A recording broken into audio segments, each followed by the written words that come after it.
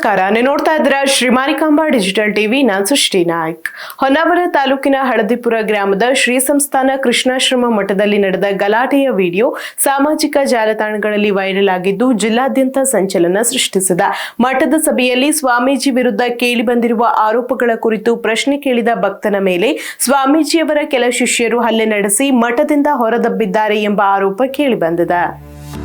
ಉತ್ತರ ಕನ್ನಡ ಜಿಲ್ಲೆಯ ಹೊನ್ನಾವರ ತಾಲೂಕಿನ ಹಳದಿಪುರ ಗ್ರಾಮದ ಶ್ರೀ ಸಂಸ್ಥಾನ ಕೃಷ್ಣಾಶ್ರಮ ಮಠದಲ್ಲಿ ನಡೆದ ಘಟನೆ ಇದೀಗ ಭಾರೀ ಚರ್ಚೆಗೆ ಗ್ರಾಸವಾಗಿದೆ.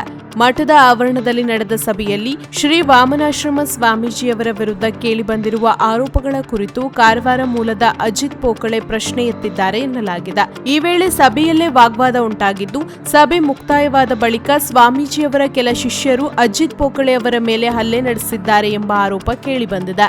ಅಷ್ಟೇ ಅಲ್ಲದೆ ಅವರನ್ನು ಮಠದ ಆವರಣದಿಂದ ಹೊರದಬ್ಬಲಾಗಿದೆ ಎನ್ನಲಾಗಿದ್ದು, ಘಟನೆಯ ವಿಡಿಯೋ ಹಾಗೂ ಮಾಹಿತಿ ಸಾಮಾಜಿಕ ಜಾಲತಾಣಗಳಲ್ಲೂ ವ್ಯಾಪಕವಾಗಿ ಹರಿದಾಡುತ್ತಿದೆ. ಘಟನೆಯ ಬಳಿಕ ಅಜಿತ್ ಪೋಕಳೆ ಅವರು ಹೊನ್ನಾವರ ಪೊಲೀಸ್ ಠಾಣೆಗೆ ತೆರಳಿ ದೂರು ನೀಡಲು ಮುಂದಾಗಿದ್ದಾರೆ. ಪ್ರಕರಣದ ಕುರಿತು ಪೊಲೀಸರು ಮಾಹಿತಿ ಸಂಗ್ರಹಿಸಲಾಗುತ್ತಿದ್ದು, ದೂರು ಆಧರಿಸಿ ಮುಂದಿನ ಕ್ರಮ ಕೈಗೊಳ್ಳುವ ಸಾಧ್ಯತೆ ಇದೆ.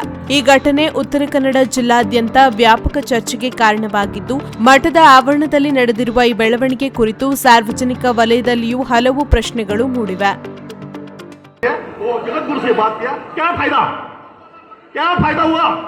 मठ का पैसा गया, मठ का महिलाओं के अत्याचार किया, तो जमीन बिकी और आप लोग अभी मीटिंग बैठ कर करें जरा. अभी बुलाओ ये सब पुलिस को बुलाओ, एफआईआर करो. 22 साल मजा किया है मठ पे. 22 साल गाड़ी का कलर ये पसंद नहीं, दूसरा कलर. एक गाड़ी लिया था इनोवा, उसका कलर पसंद नहीं आया, दूसरा कलर किया. ये क्या धंधा है? उसको जेल में पहला भेजो. अभी जेल पे आप एफआईआर करो. क्या एफआईआर करो. और यही मठ ने उसके बाप को 27 लाख का बंगला दिया. 27 लाख का बंगला बांट के दिया. किसको पूछ के? समाज को पूछ के दिया.